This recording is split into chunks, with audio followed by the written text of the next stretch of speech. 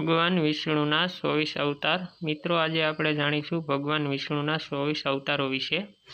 મિત્રો, ભગવાન વિષ્ણુને દશા અવતાર કહેવામાં આવે છે। ઘણા બધા લોકો જાણતા નથી કે ભગવાન વિષ્ણુના 24 અવતારો છે।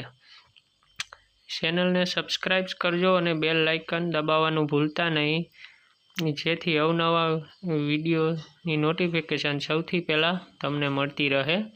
અને મિત્રો, સ્ટોરી ગમે તો લાઈક અને શેર કરજો અને કોમેન્ટ કરીને જણાવજો સ્ટોરી તમને કેવી લાગી। પરિસ્થિતિએ કહ્યું કે હે બ્રહ્મન, આપની કથા સાંભળી મારા અંતરનો અજ્ઞાનરૂપી અંધકાર નાશ પામ્યો છે। હવે મારી ઈચ્છા ભગવાનની અદ્ભુત ચારિત્ર લીલા સાંભળવાની છે। ભગવાન અનેક અવતારો ધારણ કરી અનેક કર્મો કરે છે, તે મારે સમજવા છે। મિત્રો, સ્ટોરી અંત સુધી સાંભળજો। સુખદેવજી પરિસ્થિત રાજાની પ્રાર્થનાથી પ્રસન્ન થઈ મંગલાચરણની શરૂઆત કરી પછી કહ્યું, પરમાત્માના કુલ 24 અવતારો છે।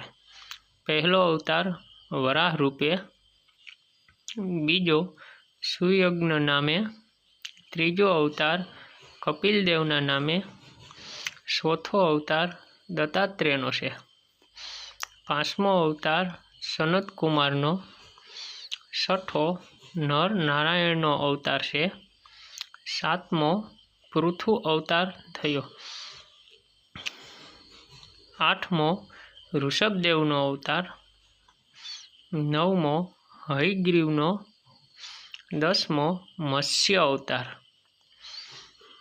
11મો કશ્યપ અવતાર, 12મો નૃસિંહ અવતાર, 13મો શ્રી હરિનો અવતાર આવે છે, 14મો વામન અવતાર, 15મો હંસા અવતાર, 16મો મન્વંતરનો અવતાર, 17મો ધન્વંતરીનો અવતાર, 18મો પરશુરામનો, 19મો રામા અવતાર, 20મો કૃષ્ણ અવતાર છે, પછી વેદવ્યાસનો અવતાર, પછી બુદ્ધ અવતાર લઈ અનેક પ્રકારના ઉપધર્મનો ઉપદેશ કરશે। દેવકાર્યો અને પિતૃકાર્યોનો વિનાશ થઈ જશે ત્યારે ભગવાન કલ્કિરૂપ ધારણ કરીને કલીને શિક્ષા કરશે। આમ ભગવાનના 24 અવતારો દર્શાવવામાં આવ્યા છે।